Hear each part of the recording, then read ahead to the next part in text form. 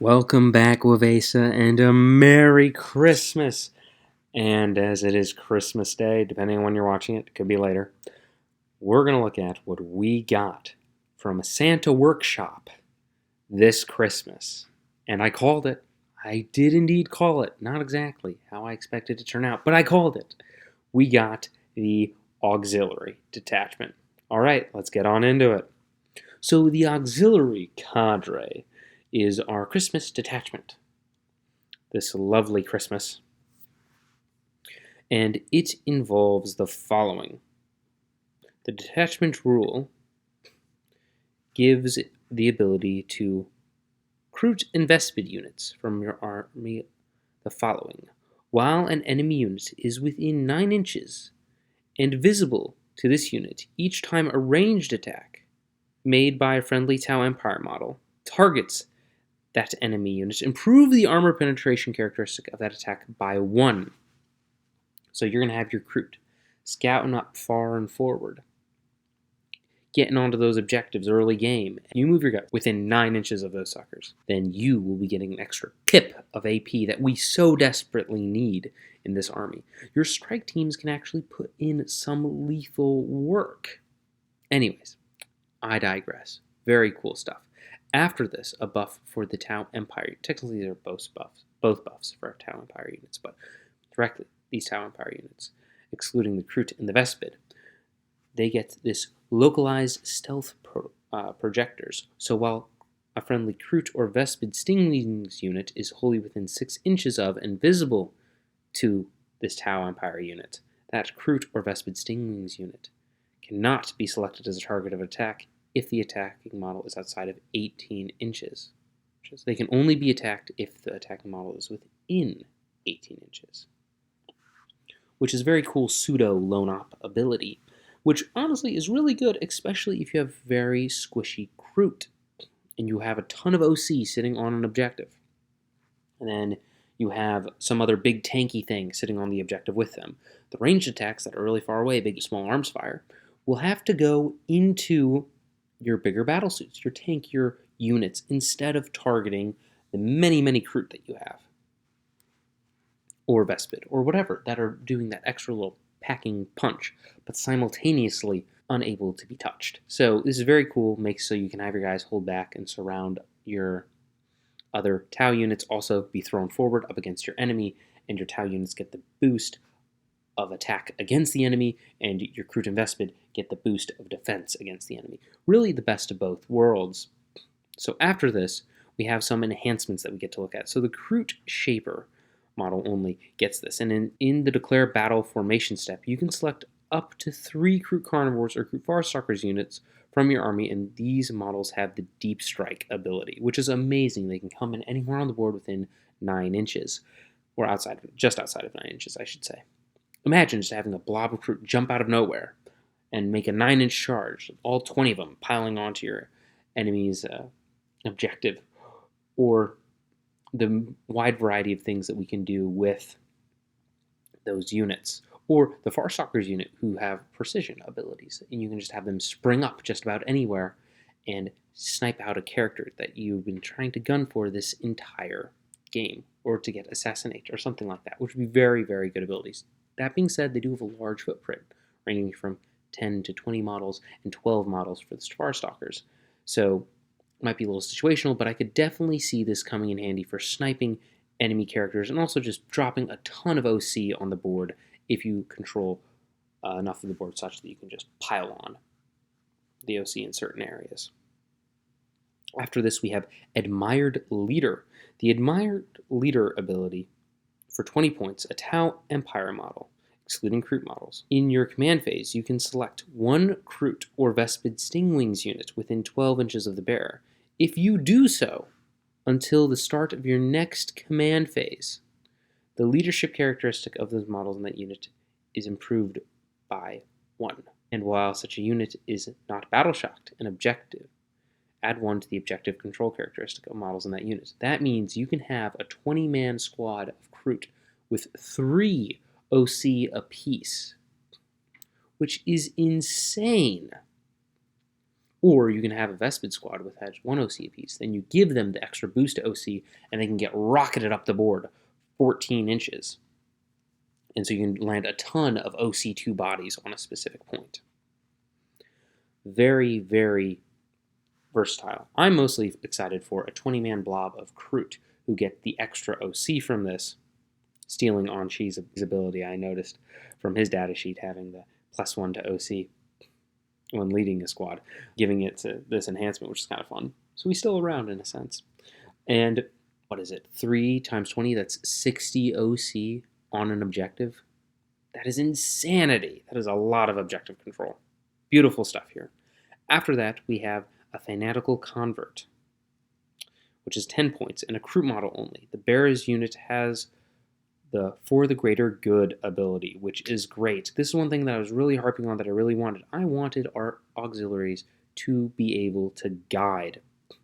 And not only does this make it so they're able to guide, they can stay far away in a safe spot next to a Tau unit where they're outside of 18 inches of enemy guns, and this is just a free guiding unit. They just pretty much have blown up. They can guide and shoot down and help shoot downfield. They can also be guided. So if you wanted, you could get a massive squad of Kroot where they have, and just as Kroot model, so it looks like this can be attached to just about any Kroot unit then, from Farstalkers to the Rampagers to the just the Krootox riders themselves, any of them by the looks of this. And that model's unit gets For the Greater Good, so you can even guide your Krootox and get better shooting out of them. But more likely than not, you're going to be wanting to use these guys to help buff your other battle suits that are flying around you and other Tau units. It's very, very useful, this one here.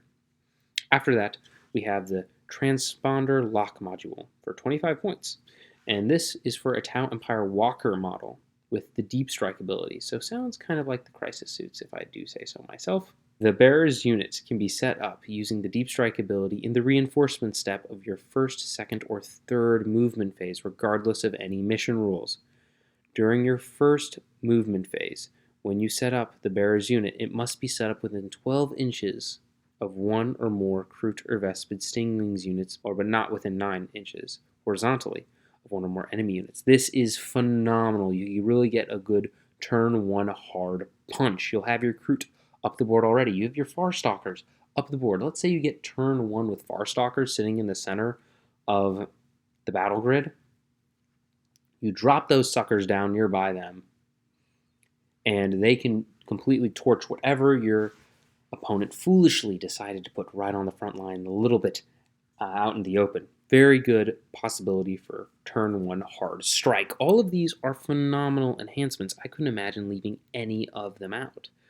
Come to think of it, for a really good auxiliary army. Really love the cohesiveness of all of the different units working together and buffing one another, whether it be in attack or in defense. So after this, we have the wide variety of stratagems. So first we have the experimental modifications strat, and it's during your shooting or fight phase. You target a Kroot or Vespid unit from your army that has been selected to shoot or fight this phase, and until the end of the phase, improve the armor penetration characteristic of weapons equipped by models in that unit by 1. That finally means we get some pips of AP on our Kroot. You want a 20-man squad with a bunch of strength 4 no AP attacks? I don't think so anymore. We can make them hit like they have chain swords. We got Astartes now with this ability. That being said, opponents can pop Armor of Contempt, which will cancel it out, but even so, I'd say against certain armies, this will be very, very good. Getting an extra pip of AP. Also, Catachan ain't got nothing on us now. The Kroot can finally wallop really hard with that extra pip of AP, and we can spend the CP to do it every turn instead of the Catachan only getting it on a charge. Anyways, I digress. I'll stop ripping on Mordian for a little bit, and we'll continue. So the multi-sensory scanning. So during your shooting phase or fight phase, 1 Tau Empire unit from your army that has not been selected to shoot or fight this phase can, until the end of the phase, each time a model in your unit makes an attack, reroll a wound roll of 1. If it is a Kroot or Vespid Stinglings unit, it can reroll the wound roll instead. So you could use this, and your Kroot, with their massive number of attacks melee, I'm thinking all melee, re-rolling all the wounds all the time. This could be for your Rampagers. This could be for your 20-man Crute Blob. Ooh, the Rampagers could get up to AP -2 with the experimental modifications, I just realized. Ooh, that's very lethal. You push some guys up to their invulns on that, and even if they spent Armor of Contempt, it wouldn't matter because you would still have that little pip of AP getting through. Brilliant, truly brilliant. Anyways, I digress. So getting that extra reroll of wounds, very impressive. Giving Twin Linked to a massive blob of guys. Very good spend. Only for 1 CP, too. Anyways, after this, the interlocking maneuvers. At the end of the fight phase, 1 Tau Empire unit from your army that was eligible to fight this phase. If this unit is not within engagement range of 1 or more enemy units, it can make a normal move up to 6 inches. Otherwise, your unit can make a fallback move. It cannot embark within a transport at the end of this move if it is disembarked from a transport. So, at the end of any fight phase, if you have your guys alive at the end of it, and you don't have any fallback and shoot shenanigans available to you, you can just spend the CP and they can fall back with no consequences. Or, if you have some guys that are far away from an objective, they just make a normal 6-inch move. That could get them onto objective, get you some more OC for scoring on your next turn. This is very, very versatile. I would say this is very good for snagging objectives and repositioning units that surprisingly survive certain attacks from enemies. It is very good, very versatile, very good strat. After that, we have the pheromone waypoints. So during your movement phase, a Crute or Vespid unit from your army that has not been selected to move this phase until the end of the phase. Each time that unit advances, it does not make an advance roll. It instead just adds 6 to the move characteristic of models in the unit. So very simply, you just spend a CP and your Crute and Vespid auto-advance 6. Very good for making them speedy up the field. That means your Vespid Stingwings can just move 20. Shoot them straight up the field. 20. You give them the little OC boost and they move 20 all the way up the field to steal an objective from someone else. Really good play, if I do say so myself. I think that would come in handy. It's making the new Vespid models that they came out with very useful. Anyways, I digress. After this, we have Alien Expertise. During your movement phase, 1 Tau Empire unit from your army until the end of your turn is eligible to shoot in a turn in which it advanced. If this unit is Vespid Stingwings or Crute, until the end of that turn, that unit is eligible to declare a charge in a turn in which it advanced as well. So that means we got advance, shoot, and charge Vespid and Crute. That is very, very mobile. You combine a lot of these things together. You could send your Vespid up a flank, have them go 20 inches with an advance. They can shoot with their Neuron Blasters. They can be guided. Oh, no, only the Crute can guide. The Vespid are still left out on the guiding. Bummer. But they can shoot into an enemy unit and then charge and then have that a little extra pip of OC as well to hold the objective a bit easier. A lot of cool possibilities. With a Crute, you'd be auto-advancing 6, giving them a 13-inch move. Or the Rampagers probably even farther range. Oh no, they only move 7 as well. Pretty lame. 13-inch move, rocket them up the board, and then have them get the auto advance on 6, and then advance and charge and shoot as well. So all wonderful things. Anyways, I digress. So now, guided fire. For 1 CP in your shooting phase, 1 Tau Empire unit from your army, excluding the Crute and Vespid Stingwings, of course, that has not been selected to shoot this phase, until the end of the phase, add 1 to the strength characteristic of ranged weapons equipped by models in your unit. If your unit is wholly within 9 inches of 1 or more Crute or Vespid Stingwing units in your army, add 2 to the strength characteristic of ranged weapons equipped by models in this unit instead. You know what that means? You have strength 8 shotguns now. Your breachers are going to be wielding strength 8 shotguns. That is absolutely insane. They will have strength 8, and if you give them the little pip to AP by being up close and personal with some Crute, it means you literally have cyclic ion blasters back. Pop a Cadre in there, you have cyclic ion blasters back. Each guy has 3 shots. Strength 8, AP -2. If they're on an objective, they're re-rolling wounds. If they're guided by stealth teams, or if they're guided by pathfinders and they have Shadow Sun nearby, they're hitting on 2s, re-rolling 1s with strength 8 guns. AP -2. That is freaking insanity. The only catch is it's only 1 damage, but what you gonna do? If you did this with, heck, even a strike team, that means you have the missile pod equivalent.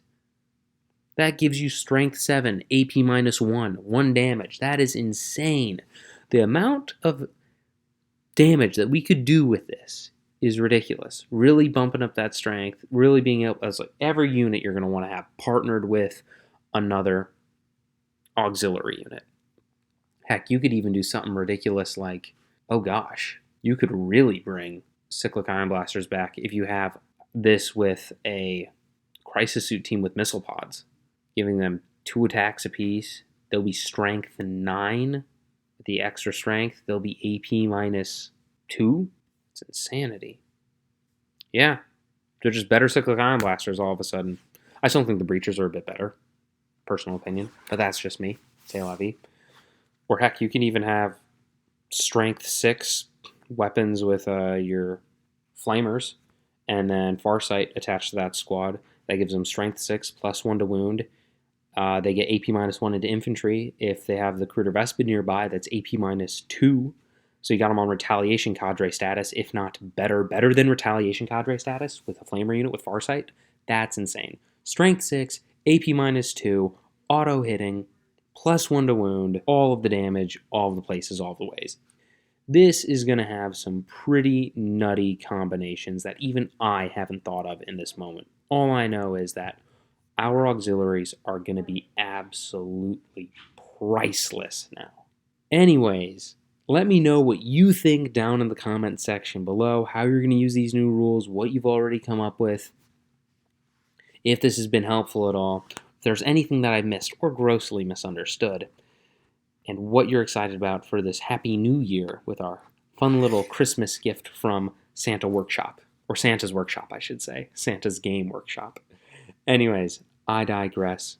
Thank you all very much for watching, and have a Merry Christmas. I'd like to thank everybody for watching, and I'd like to thank my patrons. Der Estat, Anu Vivek, Samjer, Ryan Hall, David Polilio, K-Mag, Jonathan Patino, Chris F., Mark, Magnus Thrody, and created by Philip.